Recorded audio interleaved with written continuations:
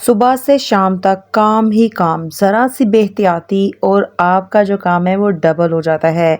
जी बिल्कुल, मेरे साथ भी कुछ ऐसा ही हुआ है। तो आपको बताऊँगी किस तरह से आप अपने जले हुए बर्तन को झटपट में बग़ैर हाथ लगाए साफ़ कर सकते हैं। और साथ में ढेर सारी गपशप भी करेंगे। अच्छा, ये वीडियो ना 2-3 दिन का मिक्सअप है। तो 14 अगस्त से 1-2 दिन पहले मैं इम्तियाज़ स्टोर गई थी अपनी सिस्टर के साथ। यकीन करें मैंने वहाँ पे कुछ भी नहीं ख़रीदा था, लेकिन वो कहते हैं ना, ना करते-करते लेडीज़ बहुत सारी चीज़ें ख़रीद ही लेती हैं।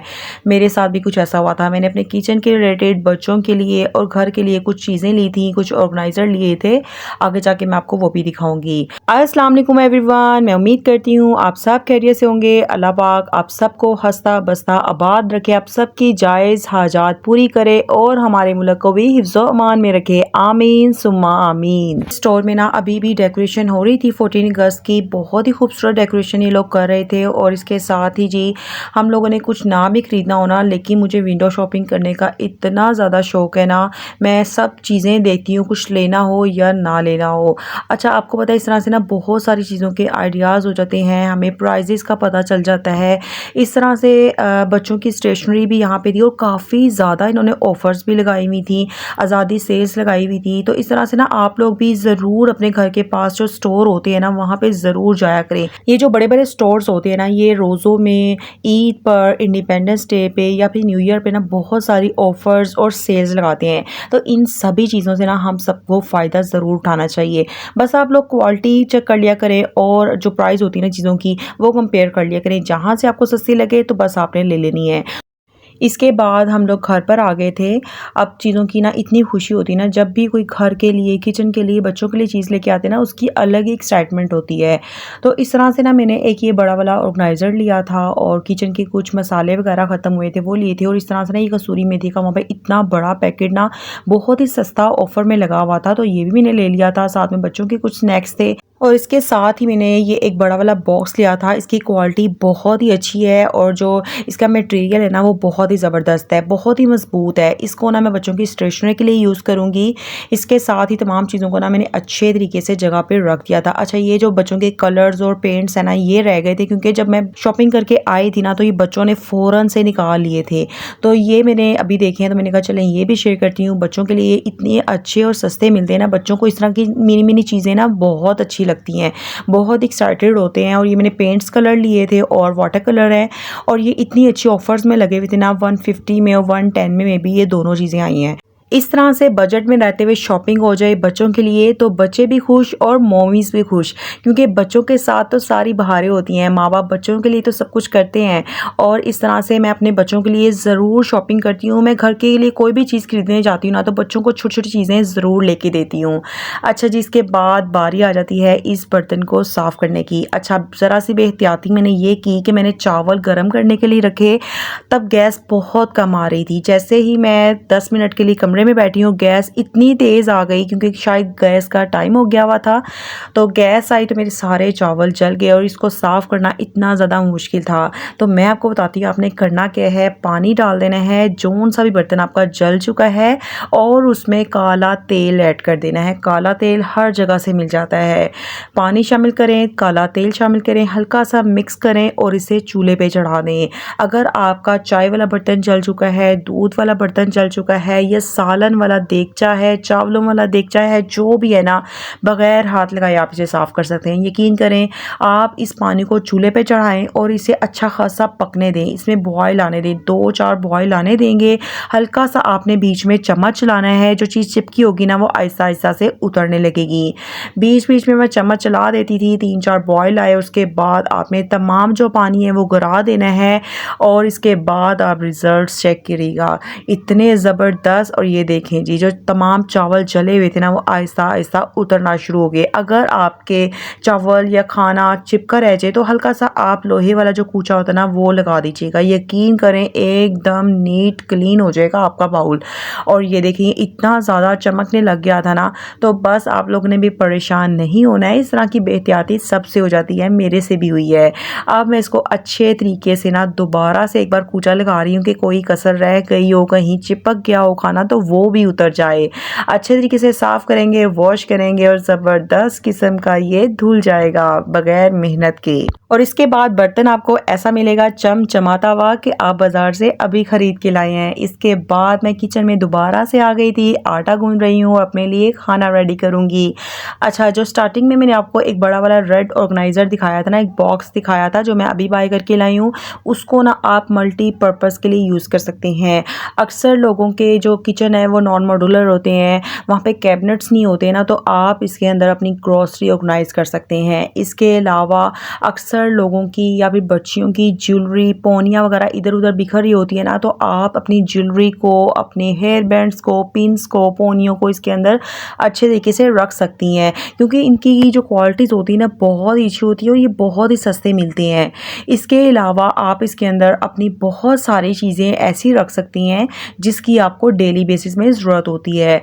तो इस तरह की जब भी आप मार्केट जाएँ ना, ज़रूर चीज़ें खरीद कर लाया करें। मैं जब भी जाती हूँ ना, एक आधी चीज़ ज़रूर खरीद के लाती हूँ। इस तरह से आपके बजट पे भी फ़र्क नहीं पड़ता है और आपका घर, अपना किचन, अपना जो बेडरूम है वो आप अच्छे तरीके से ऑर्गेनाइज़ कर सकती हैं। यकीन करें, चीज़ें जब एक जगह से मिलती हैं ना, आपको ढूँढना नहीं पड़ता, तो लाइफ़ इतनी आसान लग रही होती है ना, इतनी पीसफुल लग रही होती है ना कि मैं आपको क्या बताऊँ।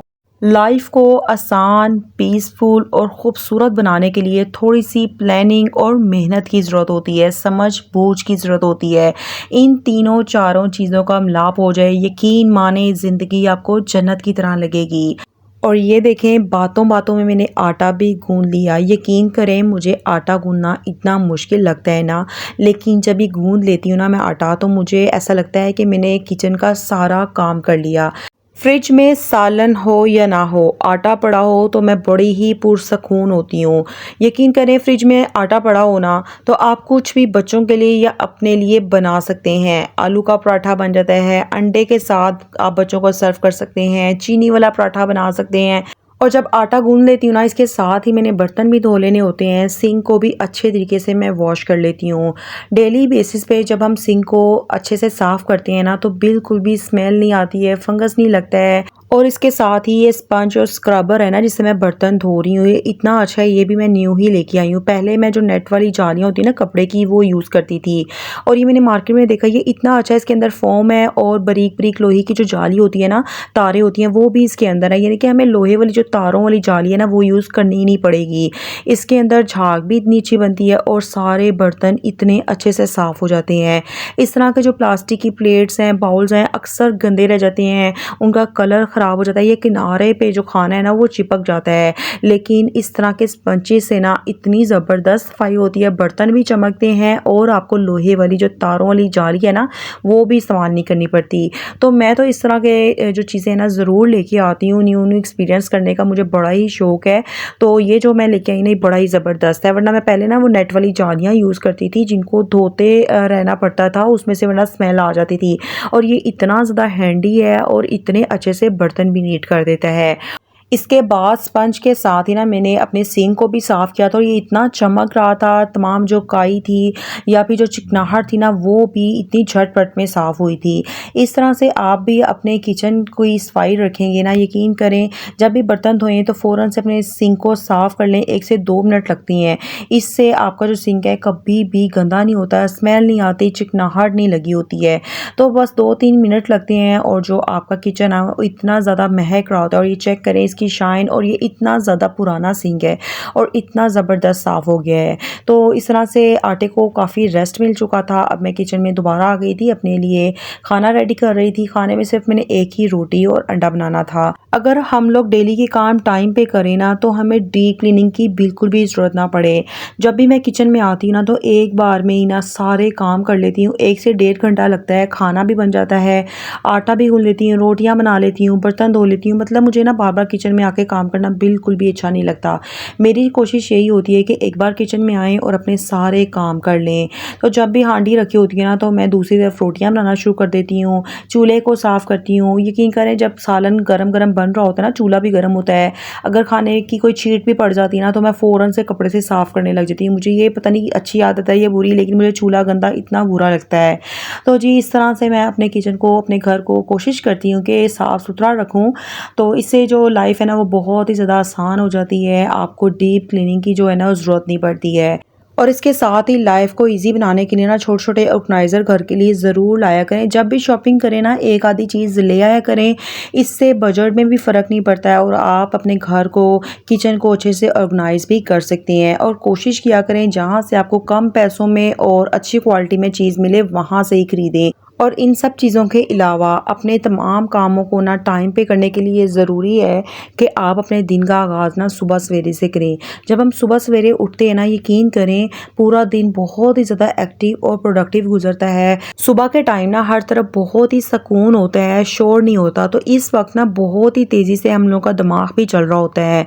सुबह सवेरे जब हम उठते हैं ना अल्लाह की तारीफ़ बयान करते हैं, नमाज कुरान पढ़ते हैं, इसके बाद ब्रेकफास्ट करते हैं, यकीन माने इसके बाद हमारे पास ढेर सारा टाइम होता है और इस ढेर सारे टाइम में ना हम बहुत सारे घर के काम कर सकते हैं, अपनी ज़ात के लिए टाइम निकाल सकते हैं, कोई भी ऐसी हॉबी ऐसा काम अपने लिए कर सकते हैं जो हमें अच्छा लगता हो, या फिर दिन भर के कामों की प्लानिंग कर सकते हैं, आज खाने में क्या बनेगा ये सोच सकते हैं।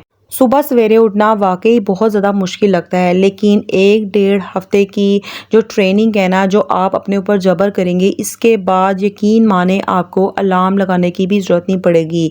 आपकी आँख खुद ब खुद ही खुल जाएगी। इसके साथ ही जब आप थोड़ी-सी एक्सरसाइज़ या वॉक भी करेंगे ना, तो आपकी सेहत जो है ना, वो भी अच्छी हो जाएगी। अगर आपको बीपी का प्रॉब्लम है, हार्ट पेशेंट हैं या वेट लूज़ करना चाहते हैं ना, तो एक्सरसाइज़ से आपको बेहतरीन नताइज मिलेंगे। तो आपने मेरी इन टिप्स को ज़रूर फॉलो करना है। मेरी कोशिश यही होती है कि वीडियो से आपको कोई ना कोई टिप्स या फिर कोई ना कोई इन्फॉर्मेशन ज़रूर मिले जो आपके लिए हेल्पफुल हो।